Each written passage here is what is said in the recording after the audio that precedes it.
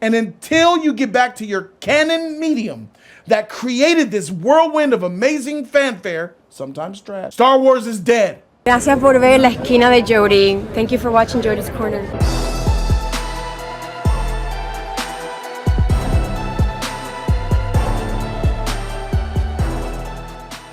There's many real reasons to show why Star Wars is struggling. You know, like this guy. I just came from watching The Mandalorian and Grogu.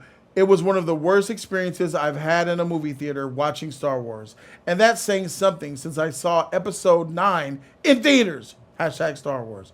He said the worst freaking one he's ever watched. No, we have a little bit more. It says, The Mandalorian and Grogu underperformed at the European box office yesterday. Not just stateside. It's all sides. International, baby.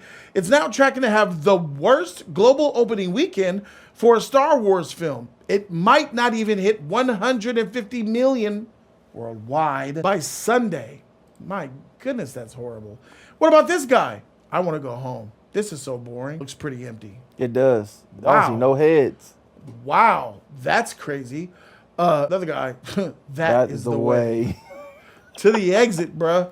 To the mother freaking. So a lot of people have things to say. Like, for example, somebody says, hey, do you want a season 2 of Ahsoka? I was very clear to say, F no. We're not watching Ahsoka season 2 because Ahsoka was trash. And guess who Ahsoka was made by? Dave Filoni, the next guy up to run Star Wars. Let's see some more. Holy sheep, The Mandalorian and Grogu is bad. My favorite part is that Sigourney Weaver doesn't give a shit. I've never seen her phone it in, but in this film, it's collect call all the way. I think she was reading the script for the first time while they were filming. Wow, that's some really harsh stuff. Then when you look at the actual numbers of people saying, this is the lowest previewed Star Wars of all time. It even lost out to Solo, a Star Wars story. Damn. Can you believe Thursday previews for Solo, a Star Wars story was $14 million. Thursday previews for Grogu and Mandalorian, $10 million. Damn. Hey, Solo was pretty bad, bro. That's crazy. Here's your boy, Dave Filoni, talking about, making the Mandalorian and Grogu film and things that come from it. And I had a question. I thought to myself, wait, Dave Filoni just got the head job from Kathleen as the head of Star Wars. Did Dave Filoni create this movie? The answer is yes. It's an astounding yes. The new head of Star Wars, Dave Filoni, this is his first official project since becoming the head of Star Wars. Jon Favreau directed it. Dave Filoni and Jon Favreau, and some other guy, they wrote it. 3 people wrote this thing. I find that to be absolutely incredible that we would think that this person, Dave Filoni, is going to be the next prophet of Star Wars. The guy that's going to take Star Wars and usher it into the future of awesomeness. I say that this is the next false prophet. I don't think that Dave Filoni is trash because I believe he's a Star Wars fan, a real fan who wants to make good content. But what I think, we are so enamored, just like I was with James Gunn. We're so enamored to get away from Zack Snyder that I'm willing to give James the almighty pass to see what he could do. We are so oppressed, us as Star Wars fans. Even if you remotely enjoy some of the movies, right? Or have in the past. We as Star Wars fans, call us Star Wars stakeholders. Us Star Wars stakeholders wanted the Kathleen Kennedy regime. Facts. The Emperor Sith Lord herself to make us free by killing herself, metaphorically, and leaving Star Wars and Lucasfilm. It happened. Right. We were calling for her dismissal from Star Wars. Because what she did. I was doing it since episode 7. I know some of you guys, a lot of you guys waited till 2018 when The Last Jedi came out. I was already off the ship then, but most of us since 2018, we're in 2026 now, that's about 8 years. For the last 8 years, we have wanted Kathleen Kennedy to remove herself from her position. Now, it's happened. She's gone. And because we're so excited that she's gone, here we are looking, who's next? Anybody. This guy has to be better than Kathleen.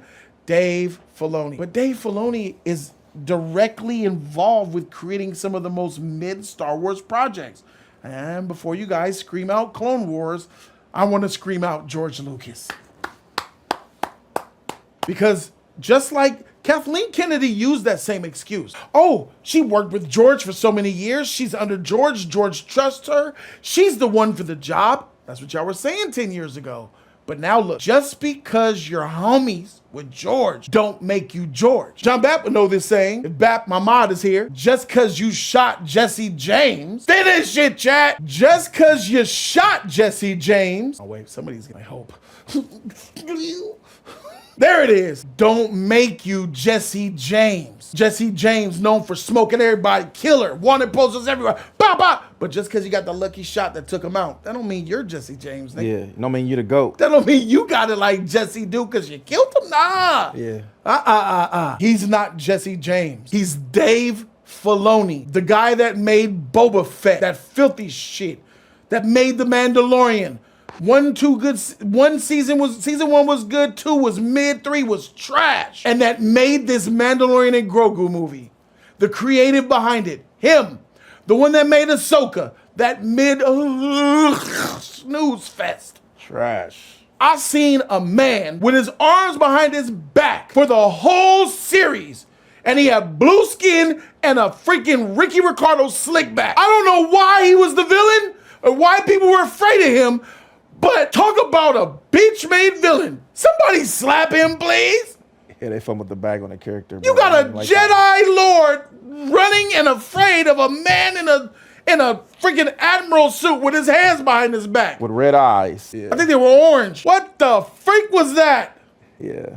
Yeah, he fumbled the bag on that, though. Yeah, he definitely fumbled the bag. He fumbled the bag on a lot of Star Wars. The Disney Plus Star Wars era is trash, and he's the one behind it. But now he can, he can always use, that was Kathleen making me do this. That was Kathleen. Now it's all on him. So this could be like, okay, I fumbled the bag with Mandalorian. I have to get it together because there's no one I can blame anymore but me. The audience is not going to see Kathleen's gone.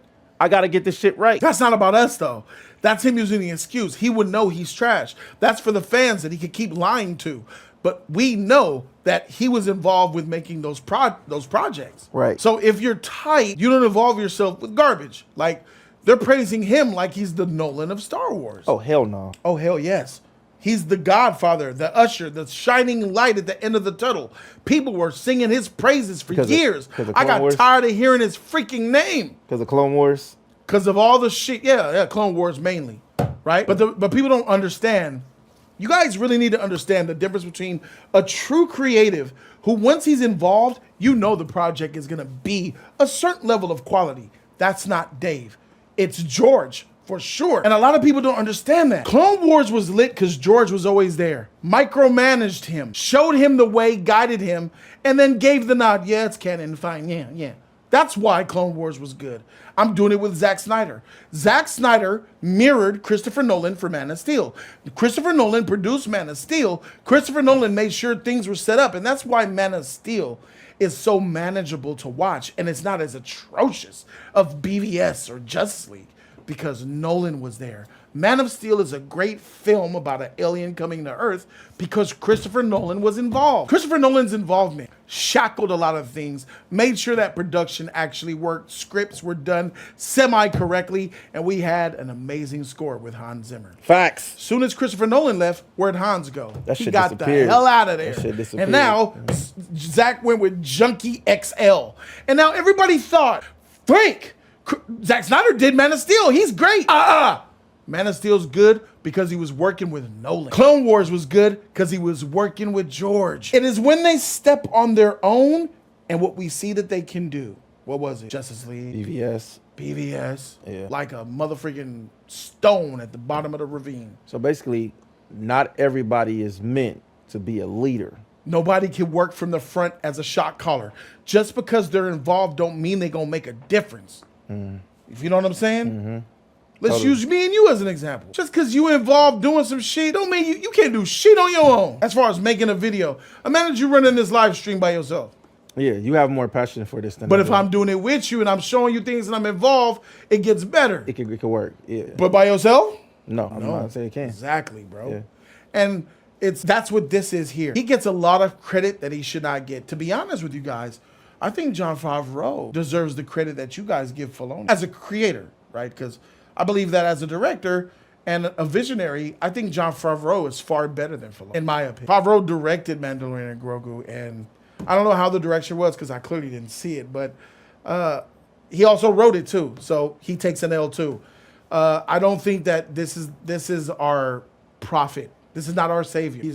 He's just not. And Star Wars fans need to get with that. You need to understand. Talking to the Discord and someone tells me about how, man, Maul is awesome. I don't give a shit about cartoons. Of course they're awesome. How is it that they're always awesome, the cartoons? Because it's easy to make cartoons awesome. You can put more into it. It's easy to make cartoons awesome, bro. Yeah. Until Disney Star Wars could make actually good Star Wars movies in theaters. What made them hot wasn't no comic book. What made them hot wasn't no freaking cartoon. What made Star Wars hot was a theatrical film. And until you get back to your canon medium that created this whirlwind of amazing fanfare, sometimes trash, Star Wars is dead.